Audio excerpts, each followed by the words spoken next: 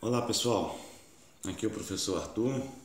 Estamos aqui para mais um vídeo da disciplina Cálculo 3, né? Espero que vocês estejam aí assistindo os vídeos, fazendo os exercícios da lista, lendo a matéria também na apostila, no resumo da teoria aí. Quem não conhece a apostila, aí embaixo do vídeo tem um link. Vocês podem clicar nesse link que vai levar vocês até a apostila de Cálculo 3. Ok? Bom, então hoje a gente vai falar da teoria sobre campos conservativos. A gente vai ver que campos gradientes podem ser chamados também de campos conservativos e nós vamos ver propriedades, né, características desses campos conservativos, ok? Então vamos começar aqui com a motivação física para isso. Seja F um campo de forças movendo uma partícula ao longo de uma trajetória C. Então você tem uma partícula que está se movendo de um ponto A até um ponto B ao longo de uma curva C, ok? E você tem um campo de força aqui, um campo vetorial. Não necessariamente o campo é paralelo à curva, né? Ao vetor tangente à curva. Okay? É só um campo que move aquela partícula ali. E seja C, então, a curva, seja uma parametrização para ela R de t, tá? Com t variando de A até B. Então, R de t descreve a posição da partícula, ok? A gente sabe, então, que R' de t é o vetor velocidade e o R' de t é o vetor aceleração, certo? Suponha que eu queira calcular o trabalho dessa força para mover essa partícula daqui até aqui. Então eu preciso calcular a integral de linha na curva C do campo F. Integral de F escalar dr em C. Ok? Mas essa minha força aqui é uma força qualquer, ok? Contudo, pela segunda lei de Newton,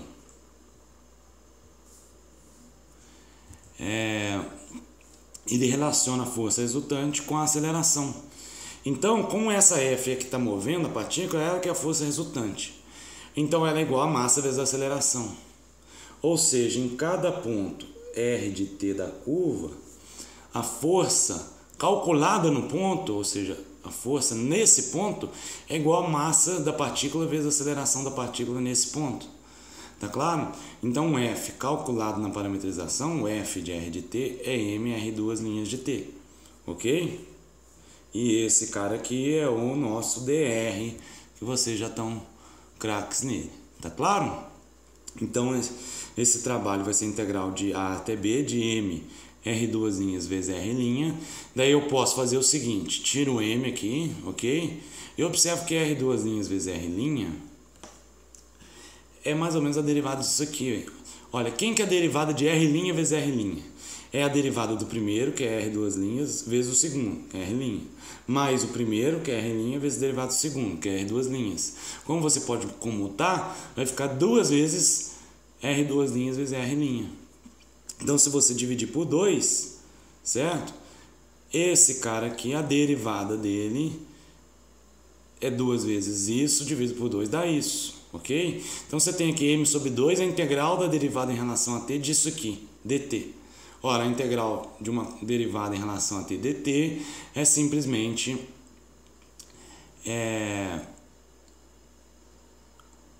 essa função aqui calculada no ponto A e B, tá claro? Então vai ficar m sobre 2, R' vezes R' em B, mas R' vezes R' em B é R' de t ao quadrado, ok? A norma ao quadrado, que o produto escalar de um vetor com ele mesmo é o quadrado da sua norma, t indo de A até B. Então, m norma de R' de B ao quadrado sobre 2, menos m norma de R' de A ao quadrado sobre 2, ok? Agora, R' é o vetor velocidade. Quem que é a norma do R'? É a velocidade escalar. Tá claro? E quem que é a energia cinética? É a massa vezes velocidade ao quadrado sobre 2. Então isso aqui é energia cinética no ponto final menos a energia cinética no ponto inicial. Então a gente mostrou aqui, usando o cálculo, que o trabalho de uma força resultante para mover uma partícula é igual à variação da energia cinética. Tá claro? Bom, isso aí vocês já sabiam da física, mas a gente mostrou isso aqui usando o cálculo. Então o trabalho é a variação da energia cinética. Legal, né? Agora, até agora não falamos de campos conservativos ou gradientes. Então isso aqui é sempre verdade, ok? O trabalho é sempre a variação da energia cinética. Agora, matematicamente, suponha então que o campo F seja o gradiente de alguma Fzinha.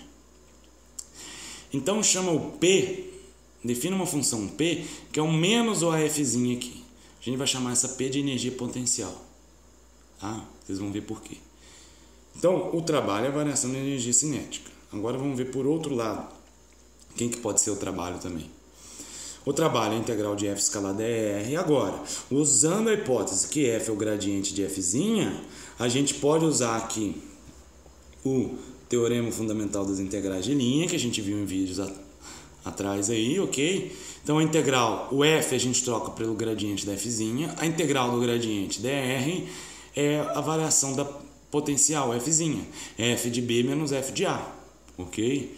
Se a gente chamar menos F de P, isso aqui é menos P de B menos P de A fica P de A, ok? Então a gente tem P de A menos P de B, certo? Tudo bem então, pessoal?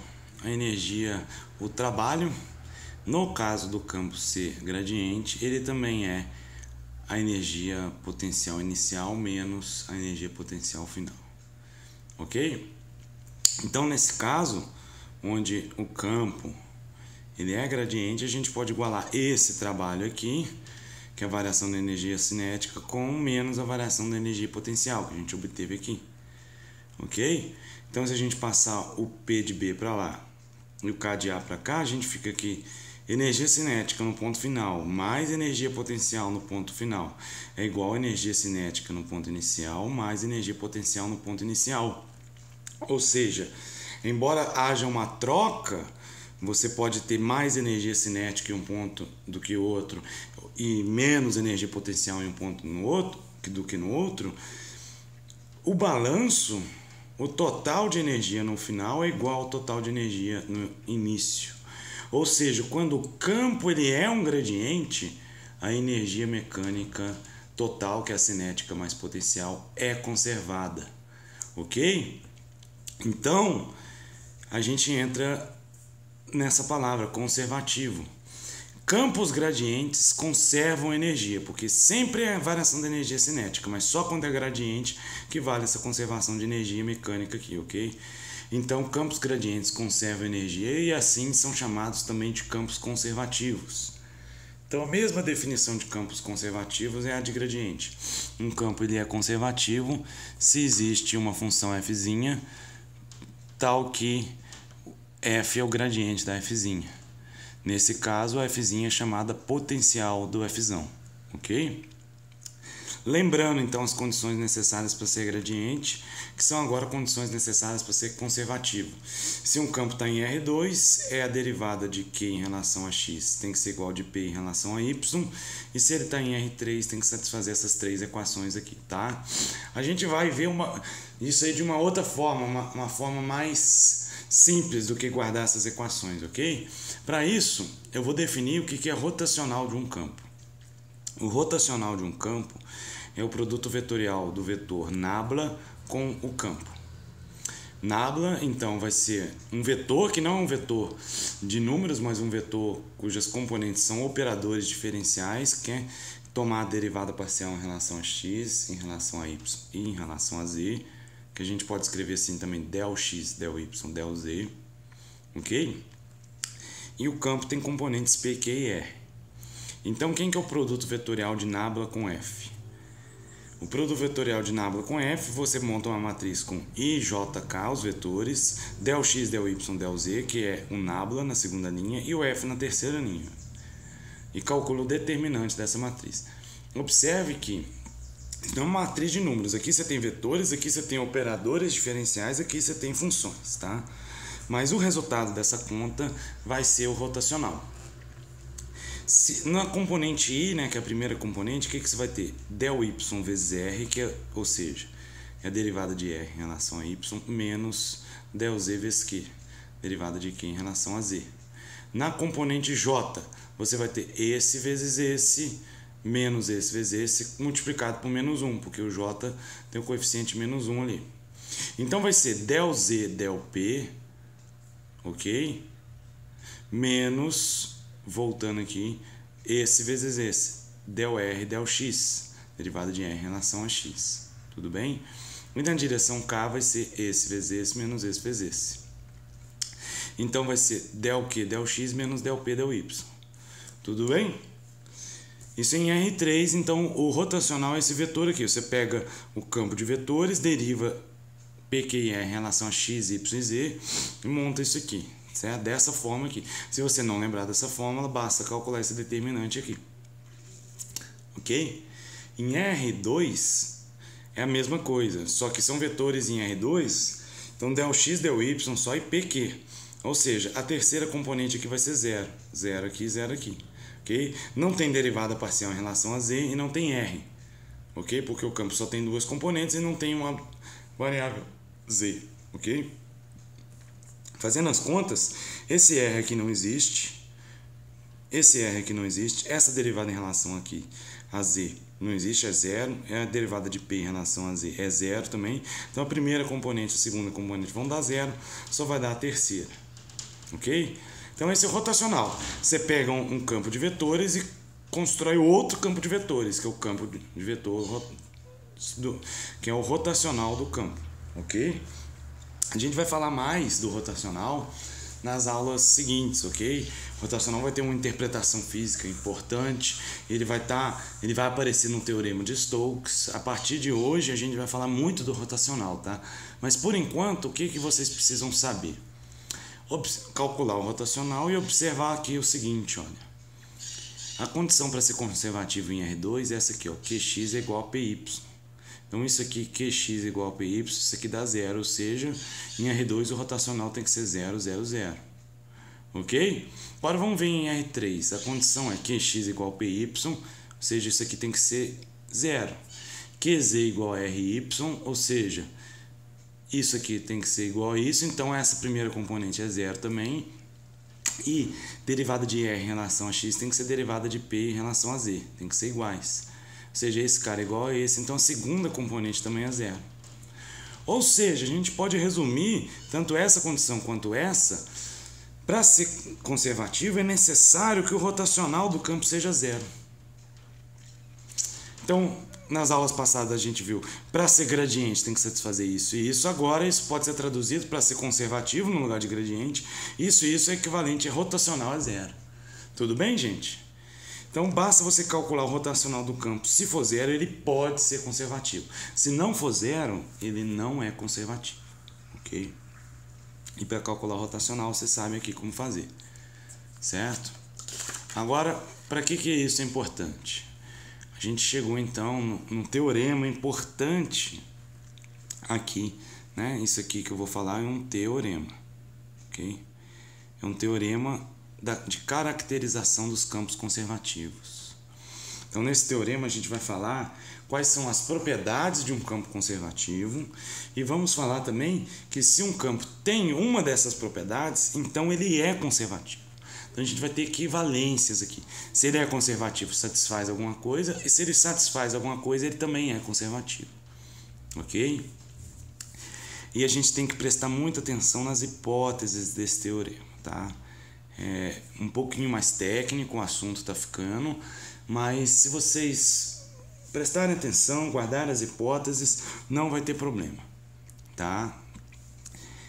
É porque as hipóteses agora elas vão aparecer, elas são importantes, a gente não pode deixar de lado elas, porque vai ter campos que não satisfazem as hipóteses e o teorema não vai funcionar para eles, ok? Então antes de falar do teorema eu vou falar das hipóteses. O que são as hipóteses? Primeiro, D é um conjunto aberto e simplesmente conexo, certo?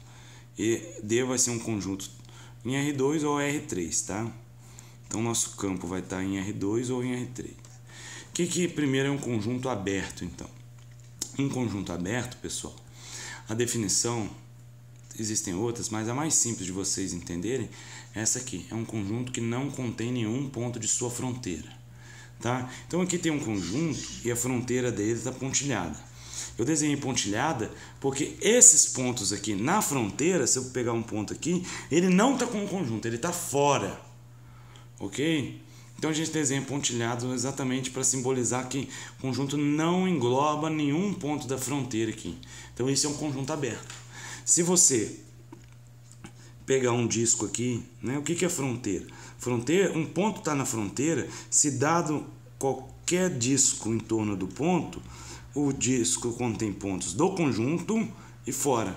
Ou seja, é um lugar que você pisa nesse lugar, se você estender a mão para um lado, você está no conjunto, se você estender a mão para o outro, você está fora do conjunto. Isso é fronteira. Natural essa definição, né? Então a definição de aberto é não conter os pontos da fronteira.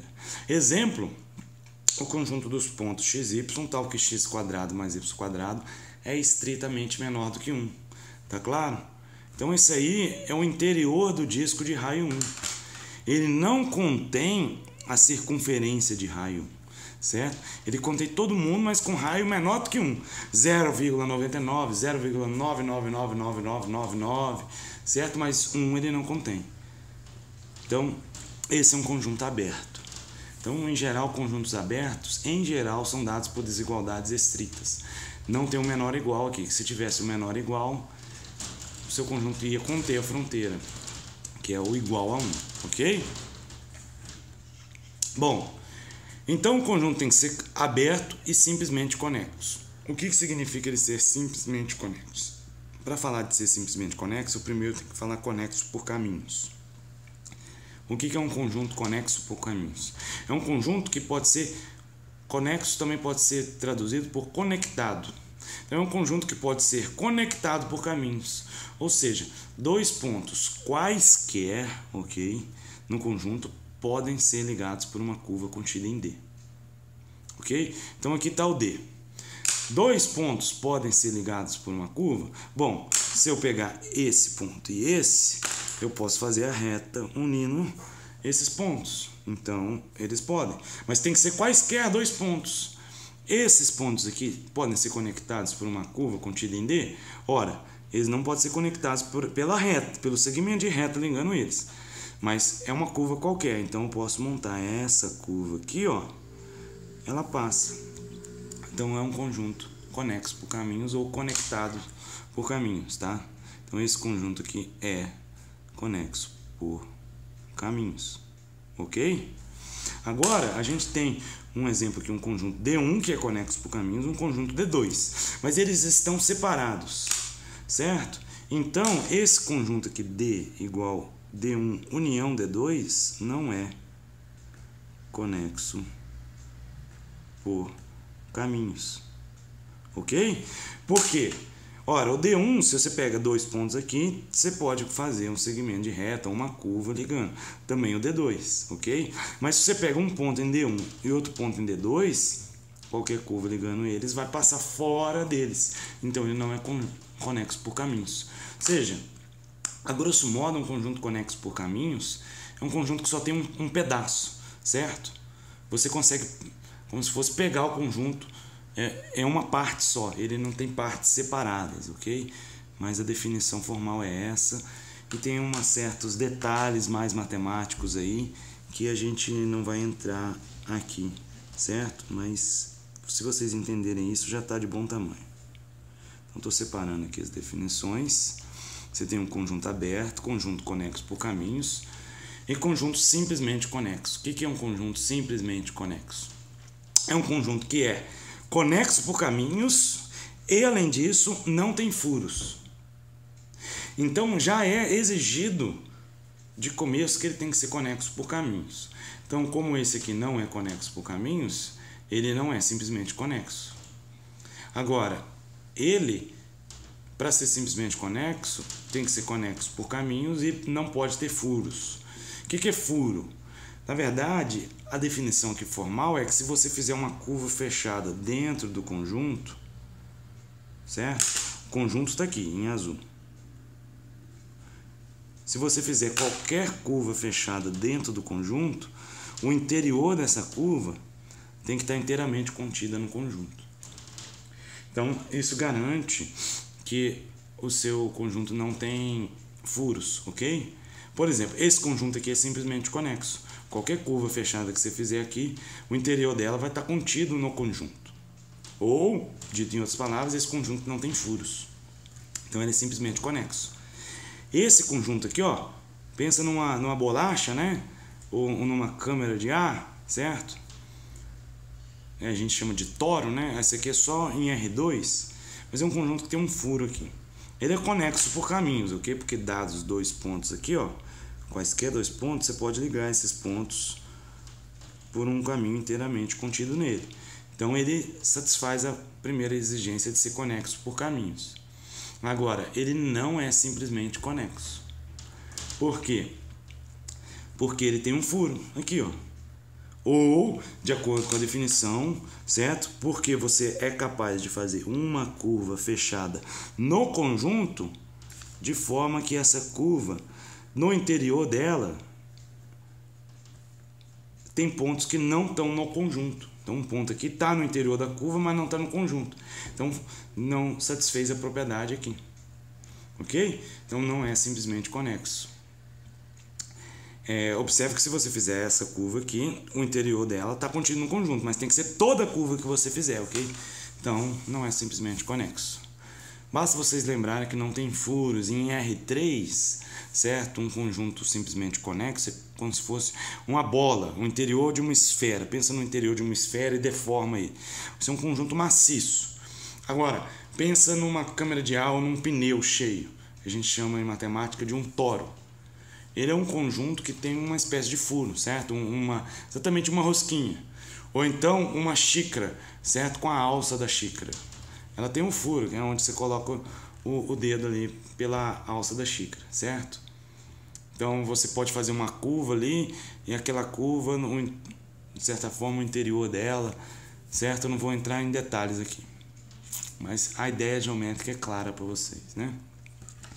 Então vamos voltar para o teorema. O teorema exige que o conjunto seja aberto, seja simplesmente conexo, em R2 ou em R3. E F é um campo C1, certo? Em D. O que significa C1? Eu já falei para vocês, vou escrever aqui embaixo. O que significa ser C1? Derivadas parciais de primeira ordem contínuas.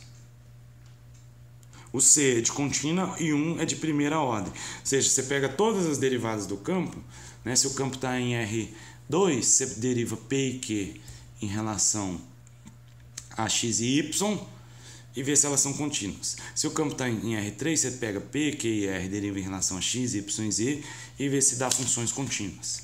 Se elas forem contínuas, o campo é C1, no conjunto D. Então, você tem que verificar se elas são contínuas no conjunto D. Se isso é satisfeito, então são equivalentes às seguintes afirmações. Primeira, o campo é conservativo. Então, a gente sabe o que significa ele ser conservativo, ou seja, existe uma Fzinha tal que F é o gradiente da Fzinha em D, ok? Isso é importante, essa palavra em D aqui. Okay? Ou ele é gradiente também. Então, ele tem uma função potencial no conjunto D. Ok? Então, ser conservativo vai implicar que o F possui independência do caminho. Então, se você tem um campo que é conservativo, ele possui independência do caminho. O que significa isso? Significa dizer que a integral de linha de F, dr, numa curva qualquer, não depende da curva, mas apenas dos pontos finais e inicial, dos pontos final e inicial, ok?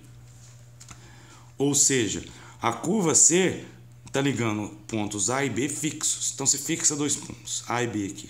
Você pode ter esse segmento de reta, vermelho, ligando A e B. Você pode ter essa curva escura aqui, ligando A e B. Você pode ter essa curva aqui, fazendo um zigue-zague azul aqui, e depois espiralando, ligando A e B.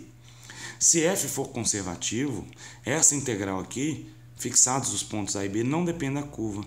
Ela vai ter o mesmo valor para qualquer curva que você pega ligando A e B. Ok? Por que isso é verdade? Porque se F é conservativo, ele é o gradiente de F'zinho.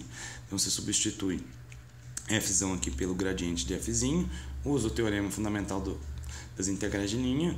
Isso aqui é Fzinho de B menos Fzinho de A. Só depende do ponto final inicial, mas não da curva. Tá claro? Bom, isso a gente já sabia, mas o que é importante aqui? Importante também é que se F possui independência do caminho, então ele é conservativo, vale a volta, ok? Então isso é equivalente a isso, ok? Agora uma observação, C está contida em D, ok? Então as curvas C devem ser curvas contidas em D, certo? Tudo isso é dentro do conjunto D, ok? Agora, qual que é a terceira propriedade que é equivalente a ser conservativo e possuir independência do caminho? É possuir integral nula em curvas fechadas, ok? Para toda curva fechada, né, C, ou seja, para toda curva C, suave por partes, fechada, contida em D, a integral de F em C é zero.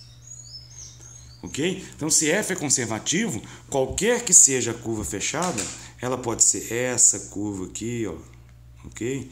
Ela pode ser essa curva aqui, ó, ok? Todas essas curvas,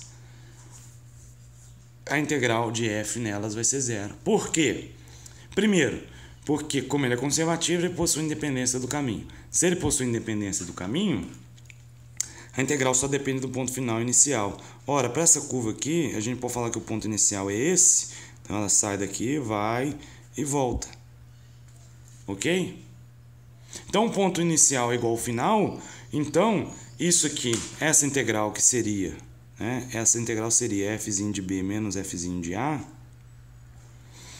Como A é igual a B, isso aqui é igual a isso. Então, dá zero. Então, para toda curva fechada, como o ponto inicial é o mesmo, vale zero. Então, se F é conservativo, vale a independência do caminho e vale a integral nula em curvas fechadas. Agora também vale a volta. Se a integral é nula em curvas fechadas, ele é independente do caminho e mais, se ele é conservativo. Okay? Tudo aqui é equivalente, é sinônimo. Okay? Uma coisa implica a outra e a outra implica uma. E, finalmente, o rotacional de F é igual a zero no conjunto D. A gente já tinha visto que se F é conservativo, então o rotacional é zero.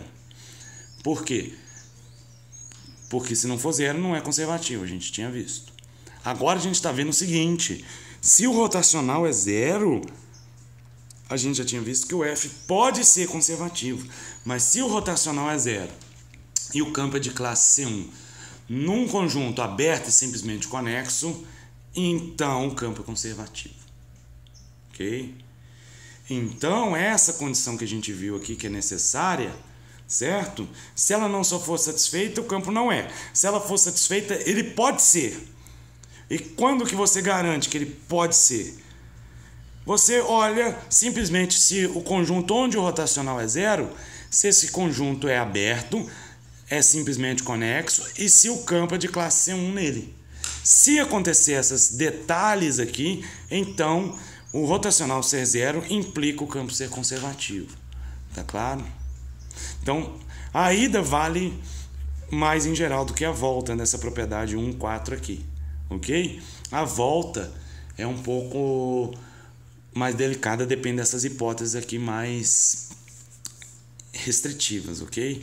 A gente vai ver já um vídeo, vou postar para vocês um vídeo sobre um campo que tem rotacional nulo, certo? Mas não é conservativo, porque ele não é de classe 1 num domínio aberto simplesmente conexo, ok? Então a propriedade topológica do conjunto, que é ele ser aberto e simplesmente conexo, é importante aqui, ok?